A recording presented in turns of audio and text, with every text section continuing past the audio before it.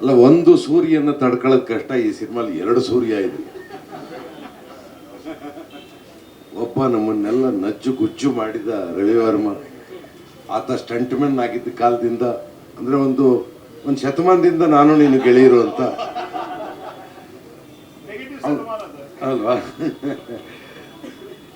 ಹಲವು ವರ್ಷಗಳ ಪರಿಚಯ ನನಗೆ ಮತ್ತು ರವಿವರ್ಮಗೆ. ಒಟ್ಟಿಗೆ ಹಲವು ಸಿನಿಮಾಗಳಲ್ಲಿ ನಾನು ಸಹಾಯಕ ನಿರ್ದೇಶಕ ಆಗಿದ್ದ ಕಾಲದಿಂದ, ರವಿವರ್ಮ ಅಸ್ಟಂಟ್ಮನ್ ಆಗಿದ್ದ ಕಾಲದಿಂದ ನೋಡಿದ್ದೀನಿ. ರವಿ ಮತ್ತು ರಾಜ್ಕುಮಾರನು ಇಲ್ಲೇ ಎಲ್ಲ ಇರಬೇಕು. ಇಬ್ರು ಒಂತರಹ ನಮ್ಮ ಎಲ್ಲ ಸಿನಿಮಾಗಳ ಆಸ್ಥಾನ ಕಲಾವಿದರಿದ್ದ ಹಾಗೆ ಕೆಲಸ ಮಾಡಿದ್ದಾರೆ. ಇನ್ನು ರವಿ ಅವರು ನನಗೆ ಹೊಸ ಪರಿಚಯ. ಅವರು ನೇರವಾಗಿ ಅವ್ರು ಫೋನ್ ಮಾಡಲಿಲ್ಲ, ನಮ್ಮ ಮತ್ತೊಬ್ಬ ಗೆಳೆಯ ನರಸಿಂಹ ಆತನ ಮೂಲಕ ಫೋನ್ ಮಾಡಿಸಿ 2-3 ಸಲ ಭೇಟಿಗೆ ಪ್ರಯತ್ನ ಮಾಡಿದ್ರು. ನಾನು ತಪ್ಪಿಸ್ಕೊತಾನೆ ಇದ್ದೆ ಮೀಟ್ ಮಾಡೋಕ್ಕೆ. ಹೆಂಗಾರು ತಪ್ಪಿಸ್ಕೊಂಬಿಡೋಣ, ಇನ್ನೊಂದು ಸಿನಿಮಾ ಯಾಕೆ, ಇನ್ನೊಂದು ಸಲ ನಟನೆ ಯಾಕೆ ಅನ್ನುವ ಭಯ ಇತ್ತು. ಯಾಕೆಂದರೆ ಮೂಲತಃ ನಾನೇನಂತಹ ಗಮನಿಸಬಹುದಾದ ನಟ ಅಲ್ಲ, 12th ಮ್ಯಾನ್ ಇದ್ದಂಗೆ. ಅಲ್ಲಿ ಯಾರು ಇಲ್ದಿದ್ರೆ ನಾವೊಂಚೂರು ಫೀಲ್ಡಿಂಗ್ ಮಾಡೋಣ ಅನ್ನೋ ಹಾಗಿದ್ದವನಿಗೆ ಅವ್ರು ಬಂದು ಕತೆ ಹೇಳಿದ್ರು. ತುಂಬ ವಿಶಿಷ್ಟವಾದ ಕಥೆಯನ್ನು ಮಾಡಿಕೊಂಡಿದ್ದಾರೆ. ಒಂದೇ ರಿಕ್ವೆಸ್ಟು ವಿಲಿಯಂ ಅವ್ರಿಗೆ, ತುಂಬ ಹೊಗೆ ಹಾಕಬೇಡಿ, ನೆಗಡಿ ಆಗಬಹುದು. ವಿಲಿಯಂ ಅವ್ರ ಜೊತೆಗೆ ನನಗಿದು 2ನೇ ಸಿನಿಮಾ. ಅವತಾರ ಪುರುಷ ಅಂತ ಈ ಹಿಂದೆ ವಿಲಿಯಂ ಜೊತೆಗೆ ಕೆಲಸ ಮಾಡಿದ್ದೆ. ಕೇರಳದಲ್ಲಿ ರಾತ್ರಿಯೆಲ್ಲ ನಮಗೆ ತುಂಬ ಕಾಟ ಕೊಟ್ಟಿದ್ರು ವಿಲಿಯಂ ಅವರು. ಈ ಸಿನಿಮಾದಲ್ಲೂ ಹಲವು ರಾತ್ರಿಯ ದೃಶ್ಯಗಳಿದ್ದಾವೆ. ಹಾಗಾಗಿಯೇ ವಿಲಿಯಂನ ಆರಿಸ್ಕೊಂಡಿದ್ದಾರೆ ಅಂತಲೂ ನನಗೆ ಅನುಮಾನ ಇದೆ. ತುಂಬ ವಿಶಿಷ್ಟವಾದ ಕತೆ. ಎಲ್ಲರ ಒಳಗಡೆನೂ ಒಬ್ಬ ರಾವಣನೂ ಇರ್ತಾನೆ, ರಾಮನೂ ಇರ್ತಾನೆ ಅಂತ ಹೇಳುವ ಕತೆ. ಇಂಥದ್ರಲ್ಲಿ ಮೊದಲಿಗೆ ನಾವು ನಮ್ಮ ರಾಮನ್ನ ಮುಂದೆ ಇಟ್ಕೊಂಡು ಭಾಷಣ ಮಾಡಿ, ಆಮೇಲೆ ನಮ್ಮೊಳಗಿರುವ ರಾವಣ ಪ್ರಕಟಗೊಳ್ತಾ ಹೋಗ್ತಾನೆ ಅನ್ನುವ ವಿವರ ಈ ಸಿನಿಮಾದಲ್ಲಿದೆ. ಭಾಳ ಮುಖ್ಯವಾದ ಸಾಮಾಜಿಕ ವಿವರವನ್ನು, ಒಂದು ಹಲವು ಮಾನಸಿಕ ಕಾಯಿಲೆಗಳನ್ನು ಕುರಿತ ವಿವರವನ್ನು, ಸಂದೇಶವನ್ನು ಈ ಸಿನಿಮಾ ಇಟ್ಕೊಂಡಿದೆ. ಆದರೆ ಈ ಸಂದೇಶ ಹೇಳುವುದಕ್ಕಿಂತ ಹೆಚ್ಚಾಗಿ ಜನಪ್ರಿಯ ಮೌಲ್ಯಗಳ ಮೂಲಕ ಆ ಮಾಧ್ಯಮದಲ್ಲಿ ಕತೆ ಕಟ್ಟುವ ಪ್ರಯತ್ನವನ್ನು ರವಿ ಸಾರಂಗ ಅವರು ಮಾಡಿಕೊಂಡಿದ್ದಾರೆ. ಜೊತೆಗೆ ರವಿವರ್ಮ ಇದ್ದಾನೆ ಅನ್ನುವುದೇ ಇನ್ನೊಂದು ದೊಡ್ಡ ಗಜಬಲ ಅಂತೀವಲ್ಲ, ಹಾಗೆ ದೊಡ್ಡ ಬಲ ರವಿವರ್ಮ.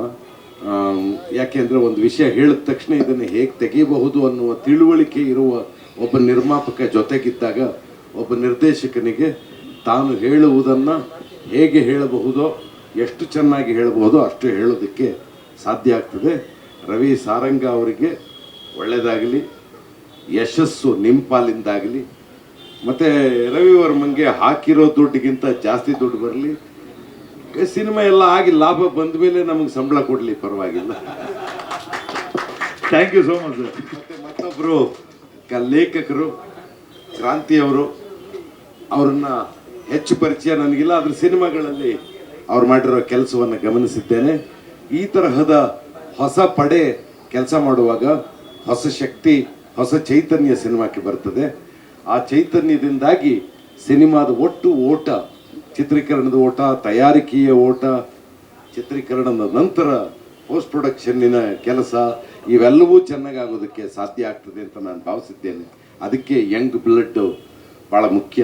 ಈ ಯುವ ಪಡೆ ಒಳ್ಳೆಯ ಕೆಲಸ ಮಾಡ್ತದೆ ಅನ್ನುವ ನಂಬಿಕೆಯ ಜೊತೆಗೆ ನಾನು ನಿಮ್ಮ ಹಿಂದೆ ಒಂದು ಪುಟ್ಟ ಮೇಣದ ಬತ್ತಿ ಹಿಡ್ಕೊಂಡು ಓಡಾಡ್ತೀನಿ ಅಂತ ಹೇಳ್ತಾ, ನಿಮ್ಗೆ ಒಳ್ಳೇದಾಗಲಿ ಎಲ್ರಿಗೂ ಅಂತ ಹೇಳ್ತಾ, ಜೊತೆಗೆ ಇವನು ನಿಜವಾಗ್ಲೂ ರಾಕ್ಷಸ ರಾಜ.